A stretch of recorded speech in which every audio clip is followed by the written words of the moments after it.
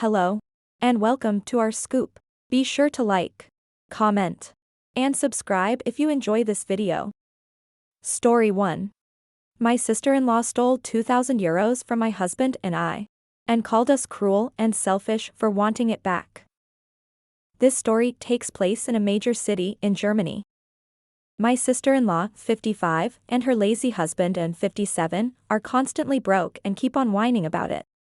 For more than 10 years, they have been coming crawling to family with sob stories and expecting their bills to be paid. Their family debts are already in the six figures. My sister-in-law is a physiotherapist and her husband is someone who, because of his skin color and age, thinks he doesn't have to apply for a job because he wouldn't get one anyway. When asked why she or her husband wouldn't work, my sister-in-law always replies that she has back pain and her husband has bad knees, is over 50 and black and there are no jobs for them. Which is absolutely not true, as I was personally working in a job agency at the time and suggested lots of suitable jobs to him, which he didn't apply for because the hourly wage of 20 euros an hour was supposedly too low. Since this resulted in a full-time monthly salary of 3,200 euros before tax, there was no argument for getting up from the couch for him. It's summer, and my sister-in-law's birthday is coming up. We're having a family barbecue together. My sister-in-law calls us all together and makes a speech. She would like to buy a car and wants 8,000 euros for it. And then another 3,000 euros for a luxury electric massage mat. The money would also be paid back. This time. We asked her why she needed a car and how she would pay for the maintenance, taxes, gas and repair costs for the car. My entitled sister-in-law says, "My husband is American and he doesn't want to travel by public transportation and is used to driving. And my husband needs the car to visit his friends, as traveling by public transport was unbearable for him and he doesn't feel comfortable." In response to the further question of how they were going to finance the car outside of the purchase costs, without money and jobs, my sister-in-law got snippy and started insulting us all.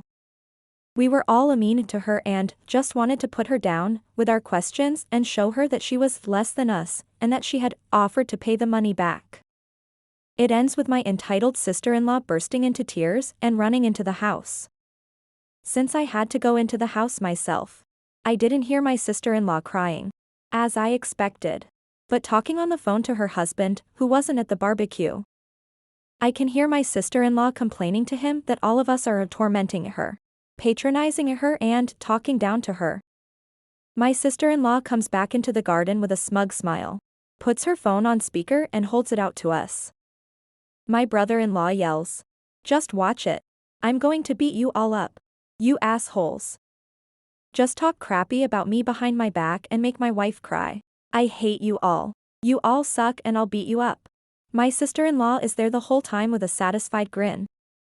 A while later, it was my sister-in-law's birthday and the doormats we were back then, wanted to fulfill my sister-in-law's heart's desire, a car, by giving her a car-sharing deal of 100 euros. Of course, no good deed goes unpunished. We give her the 100 euro deposit, which she can then use. It's in her name and only she is insured. We explain everything to her. She understands and agrees to abide by the contract. She also promises that she will pay the costs incurred from her account once the 100 euros have been debited. Everything is fine. Of course, my sister-in-law lied and didn't change the account details and of course let her deadbeat husband drive. Within a few months, the bill was amounting to 2,000 euros. When I noticed this gap in our account, I immediately cancelled access to our account and confronted my sister-in-law.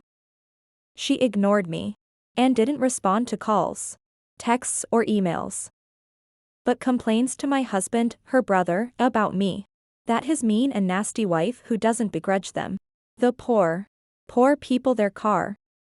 Entitled sister-in-law says, "I haven't been able to sleep for 3 nights because your wife, dear brother, wants her money back. That's so outrageous." Her crappy husband replies to my email a few weeks later and calls me a B-word and a witch and says that he's going to beat me up so that I finally shut up and stop nagging him and his wife about money. I apparently also need therapeutic help because I've gone crazy. He keeps threatening me that I'll soon get a few punches if I don't finally shut up. It goes so far that this aggressor jerk turns up outside our house and tries to intercept and intimidate me so that I stay quiet. Did I mention that this jerk has already had several charges and court cases for violent confrontations? I report him to the police, only to have the rest of the family against me, berating me as to why I would mess with him. Don't poke the bear. I'm told that I'm to blame for the whole mess and that me and my husband have enough money and should let the poor relative have it. My MIL even goes so far as to say that she would go begging from the family so that we, greedy people, would get our money back so that we would finally stop annoying everyone. Of course. My sister-in-law and brother-in-law don't pay anything back. Nor do they apologize. Nothing. They are smear campaigning us full throttle. My husband's family rolls their eyes at me when I bring up the subject and keeps on telling me that it's my own fault and that I overreacted with my complaint. I'm even told that my reaction was extremely over the top and that I am the jerk. I was rebuked by the family-in-law from left, right, above and below. It ends with my sister-in-law and brother-in-law turning up at my father-in-law's birthday party a couple of months later and making a scene, saying that they are mistreated and bullied in the family and that we would all soon see where that would lead to. Again, the famous threats from my crappy brother-in-law. My brother-in-law attacks all the men in the family at this event, threatens to hit them and tries to provoke my husband in particular to get into a fight with him.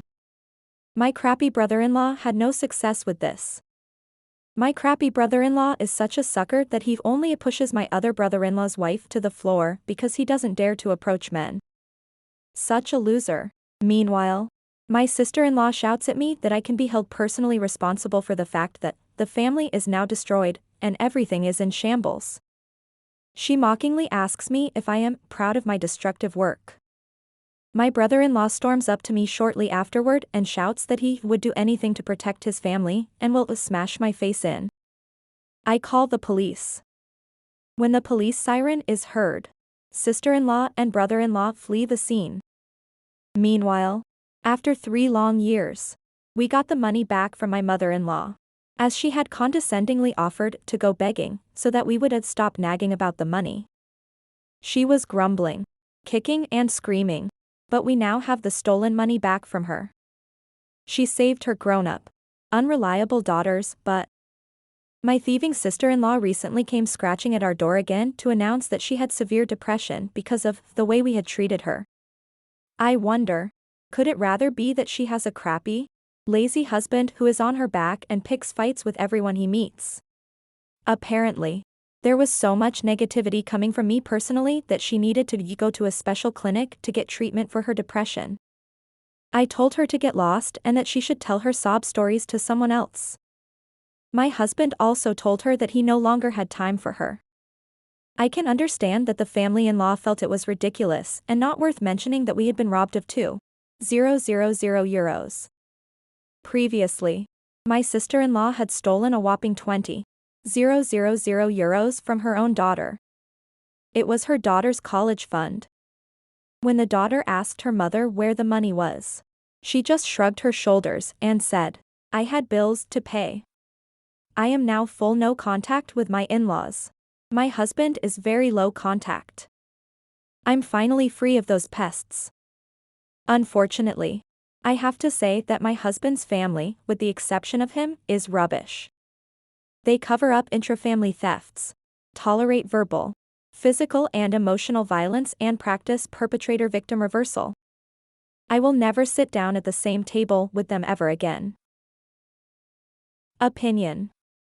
It's great that you are no contact with them after all that. Those family members are complete enablers of her behavior. This is the reason that she is allowed to keep acting this way. Just because they want to allow it, doesn't mean you and your husband have to allow someone like this in your life. 2,000 euros is a lot of money to have stolen from you. And everyone acted like your sister-in-law and her husband were entitled to it. If she needs money, her and her husband can get a job and not leech off of others. I'm glad to hear that you and your husband have set boundaries for yourself by not allowing this behavior from people. Not even family members. Some people just need a good wake-up call to realize things. So never allow anyone to make you feel guilty about your decision. Enjoy your freedom from people like that and don't look back. I wish you the best. Story 2.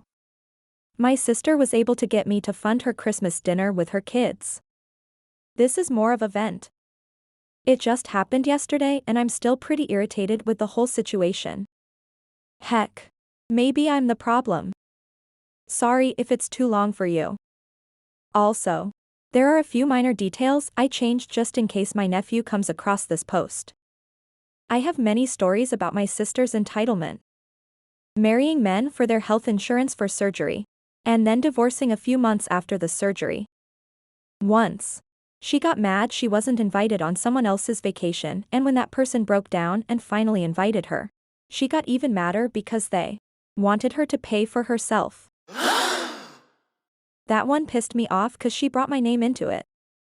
Currently, she's been without a job for 3 years and lives off her boyfriend and her adult kids.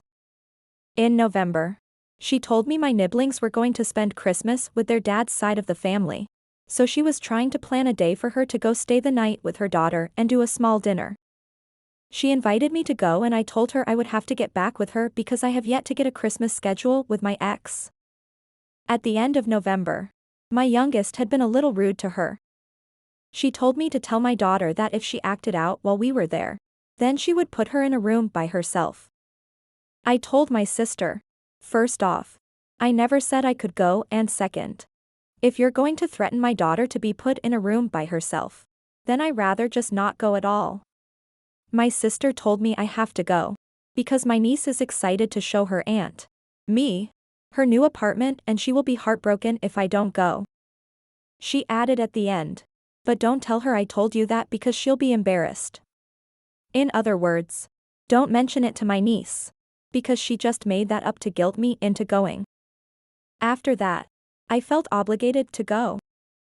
I know I could have said no, but I did want to see my nibblings. Beginning of December, she asked to borrow $20 for food and then spent $50. She said she could pay me back later in the month.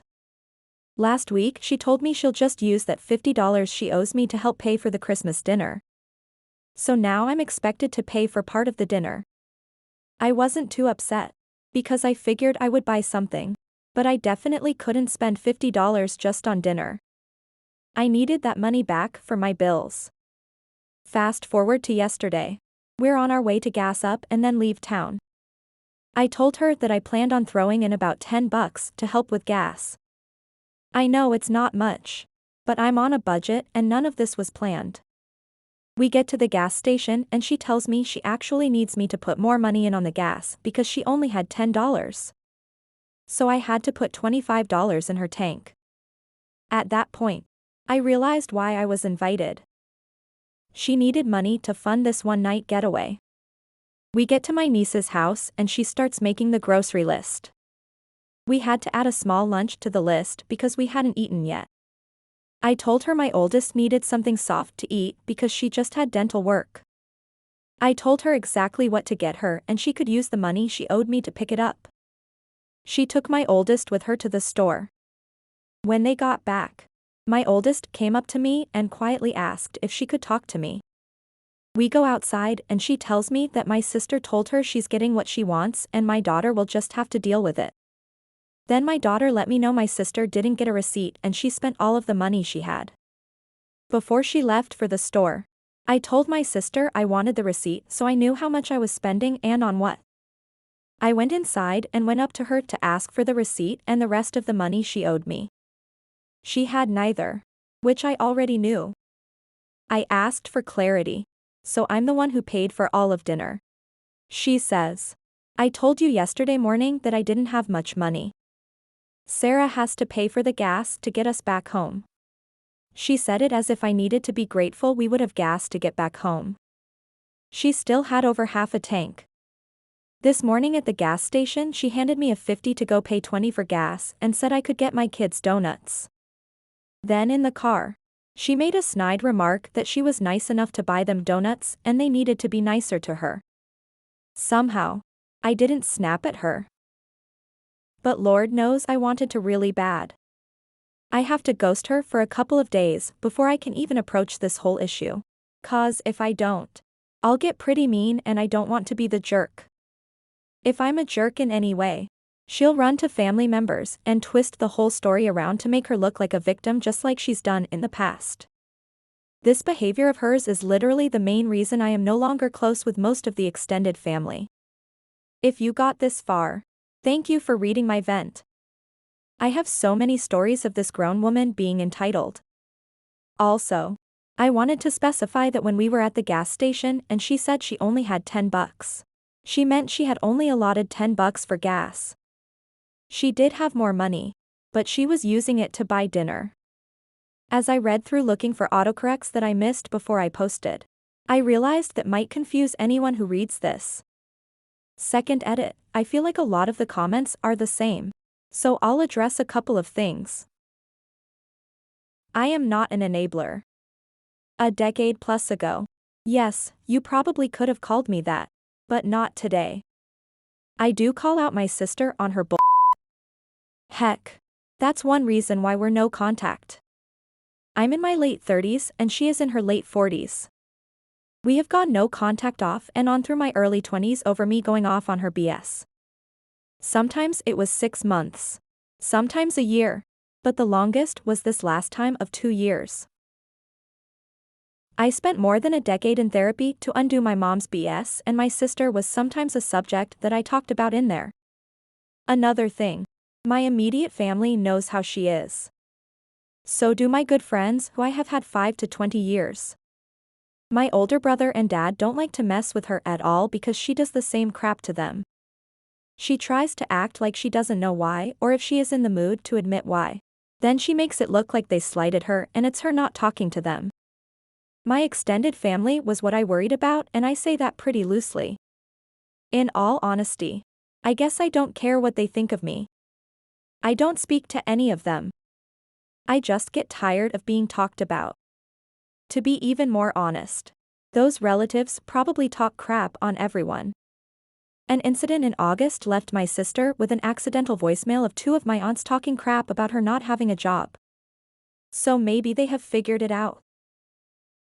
Thanks for watching. Stay tuned for the next latest scoop. Don't forget to like, comment and subscribe for more. See you next time.